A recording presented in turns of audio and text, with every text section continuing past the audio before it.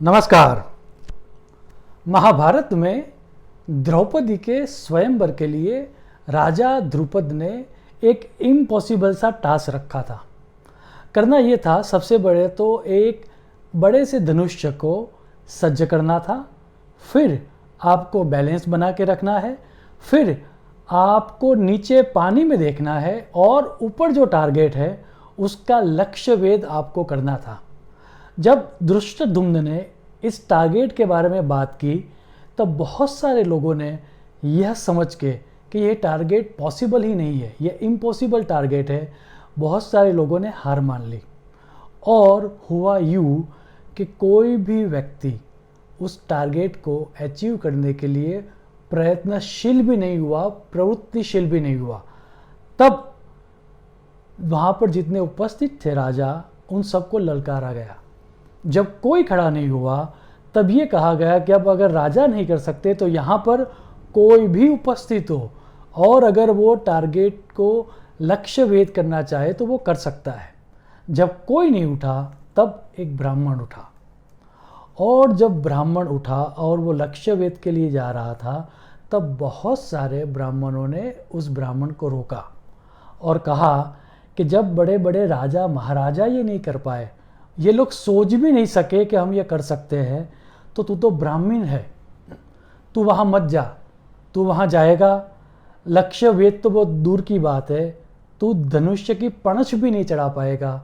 और पूरा ब्राह्मण समाज हंसी के पात्र हो जाएगा।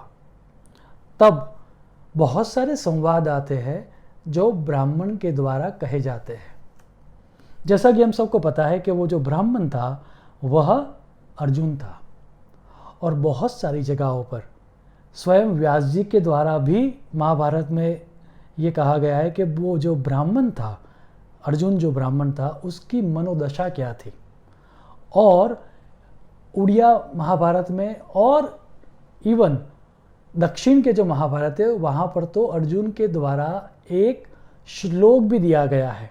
आप श्लोक देखें, जब बहुत सारे ब्राह्मण अर्जुन को ये कहते हैं कि राजा महाराजा जी नहीं कर पाए, वो आप कैसे कर पाओगे, तब अर्जुन के द्वारा यह श्लोक बहुत सारे महाभारतों में वेद व्यास जी के द्वारा कहा गया है। आप श्लोक देखें, न चत्तद विद्यते किंचित कर्म लोकेषु यद भवेत ब्राह्मणाम असाध्यम च त्रिषु संस्थान चारिषु। अर्थात कोई भी ऐसा कार्य नहीं है जो मेरे लिए असाध्य हो। अब क्योंकि तब वो अर्जुन जो था वो ब्राह्मण के रूप में था, तब श्लोक में ये कहा गया है कि मेरे जैसे ब्राह्मण के लिए कोई भी काम असाध्य नहीं है। दैट मीन्स जो अर्जुन की मेंटल दशा जो थी, उसकी जो मनोदशा थी, उसका जो एटीट्यूड था, वह एटीट्यूड ये था कि भले ही ये जो टारगेट है वह इम्पॉसिबल लगता है, लेकिन मेरे लिए यह पॉसिबल है। सो अर्जुन की मनोदशा इट इज़ पॉसिबल ये वाली थी। और जैसा कि हम सबको पता है कि अर्जुन ने लक्ष्य को भेद दिया। अब आगे जाके महर्षि जैमिनी के द्वारा और अन्य आचार्यों के द्वारा यह चर्चा जगती है। क्या आप ये बताए कि अर्जुन टारगेट को प्राप्त कर पाया, उसके पीछे क्या जिम्मेवार था? अर्जुन के पास स्किल थी, that is the reason. Arjun के साथ श्री कृष्ण भगवान थे, दैट इज द रीज़न। या फिर अर्जुन की मनोदशा ये थी कि दैट इज पॉसिबल, वो जिम्मेवार था। और आपको जान के आश्चर्य होगा कि महाभारत में विशद चर्चा के बाद यह आंसर दिया गया है। शास्त्र ये कहता है कि अर्जुन के पास इट्स पॉसिबल वाला मेंटल एटीट्यूड था, उसी के कारण ईश्वर की उसके ऊपर कृपा हुई और उसी के कारण उसमें उस टारगेट को प्राप्त करने का सामर्थ्य आया। That means it is possible. ये जो मेंटल एटीट्यूड है that is the secret ingredient for the success.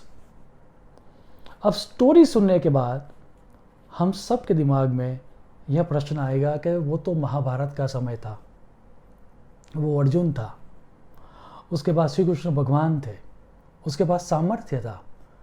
अभी तो कलयुग चल रहा है, वो द्वापर युग की बात थी। क्या अभी भी ऐसा हो सकता है? क्या सिर्फ ये मानने से कि इट इज़ पॉसिबल, क्या लाइफ में चेंज आ सकता है? तो शास्त्रों का कहना है कि यस, आज भी ये पॉसिबल है। और उसके लिए मैं आपका ध्यान कुछ सालों पहले बनी हुई एक घटना के प्रति ले जाना चाहूँगा। हुआ यूँ कि 1954 तक एक यूनिवर्सल धारणा थी, यूनिवर्सल बिलीफ सिस्टम थी कि 4 मिनट में 1 माइल हम एज ए ह्यूमन दौड़ नहीं सकते। As a human we thought that we are incapable, हम ये कर ही नहीं सकते कि हम 4 मिनट के अंदर 1 माइल दौड़ सके। और ये फिजिकली इम्पॉसिबल टास्क माना जाता था। कब तक? 1954 तक। 1954 में रॉजर बैनिस्टर ने यह धारणा तोड़ दी और उन्होंने 1 माइल 3.59 सेकंड्स में दौड़ लिया। अब उन्होंने रिकॉर्ड तोड़ दिया, लेकिन महत्वपूर्ण ये नहीं है कि उन्होंने ये रिकॉर्ड तोड़ा। महत्वपूर्ण बात यह है कि उन्होंने ये रिकॉर्ड तोड़ा, रॉजर बैनिस्टर ने, उसके सिर्फ 46 डेज के बाद जॉन लैंडी नाम के एथलीट ने भी ये रिकॉर्ड तोड़ दिया। इतना ही नहीं, 1954 में ये रिकॉर्ड टूटा, रॉजर बैनिस्टर ने ये रिकॉर्ड तोड़ा 4 mm वाला, 4 माइल पर मिनट वाला। उसके बाद 1 साल के भीतर सिंगल रेस में 3 एथलीट ने वही रिकॉर्ड तोड़ दिया। जो 1954 तक ये माना जाता था कि ये ह्यूमन के लिए इम्पॉसिबल है, वह रिकॉर्ड 1 ही साल के अंदर बहुत सारे लोगों ने तोड़ दिया। अब ऐसा क्यों हुआ? उसके लिए एक अद्भुत पुस्तक लिखी गई है। यूरम विंड और कॉलिन ब्रुक नामक 2 ऑथर ने अपनी एक पुस्तक लिखी है जिसका नाम है the power of impossible thinking. और उन्होंने इस पूरी घटना का उल्लेख करके यह प्रश्न पूछा है कि वाकई में ये कैसे हो सका। उन्होंने एक पूरे का पूरा चैप्टर बैनिस्टर के लिए दिया हुआ है और 4 mm शब्द उन्होंने यूज़ किया है कि we all have a 4 mm barrier. और उन्होंने प्रश्न ये पूछा है कि 4 mm बैरियर 1 साल के अंदर इतने सारे लोग कैसे तोड़ सके। आज जब मैं बात कर रहा हूँ तब आपको जान के आश्चर्य होगा कि 1954 तक जो टास्क इम्पॉसिबल माना जाता था, आज 2021 तक तकरीबन 1500 से लेकर 2000 लोगों तक, डेट मीन्स 1500 to 2000 लोगों ने यह इम्पॉसिबल वाला टास्क अभी तक कंप्लीट कर दिया है। So right now that thing is no more an impossible task, it is possible. तो पुस्तक में ये प्रश्न पूछा गया है कि वाकई में हुआ क्या जब रॉजर बैनिस्टर ने वह नियम तोड़ा। उसके बाद हुआ क्या? क्या पूरे की पूरी ह्यूमन जो रेस थी वह सुपर ह्यूमन हो गई?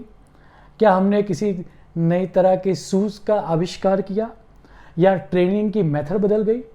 ये सब तो कुछ नहीं बदला। तो फिर बदला क्या? और उसके बारे में पुस्तक में यह लिखा गया है, What changed was the mental model. The runners of the past had been held back by a mindset that said they could not surpass the 4-minute mile. When that limit was broken, the others saw that they could do something they had previously thought impossible.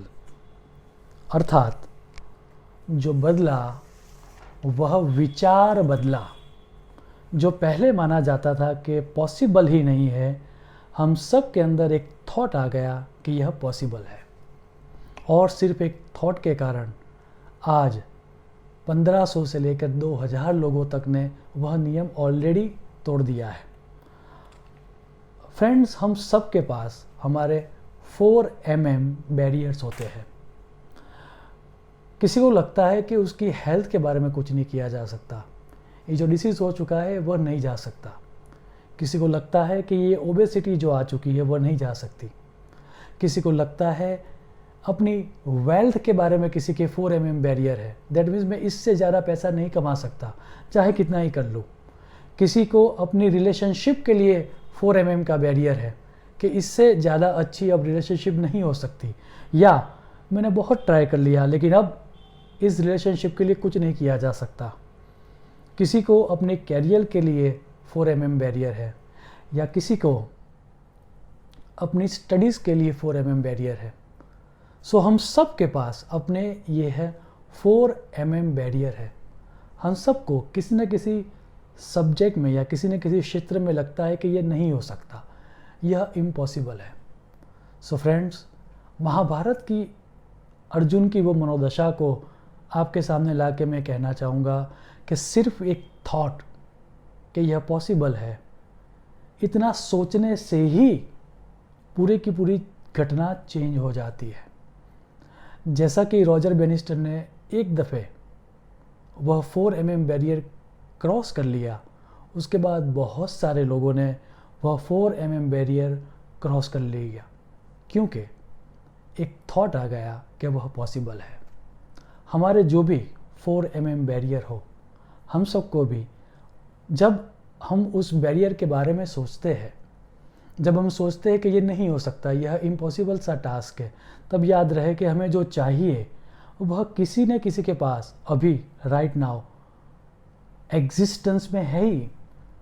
मान लीजिए कि मुझे $1 million चाहिए, तो किसी के पास तो $1 million है ही। मान लीजिए कि मुझे मीनिंगफुल रिलेशनशिप चाहिए, तो वह मीनिंगफुल रिलेशनशिप किसी के पास तो ऑलरेडी है ही। That means what I am perceiving right now कि वह इम्पॉसिबल है, वह किसी के लिए तो पॉसिबल है ही।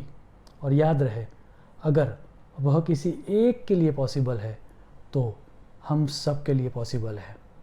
आज की ये घटना, महाभारत की वह स्टोरी हम सबको यह रिवाइंड करवाती है कि the moment we think that something is impossible, वह इम्पॉसिबल हो जाता है।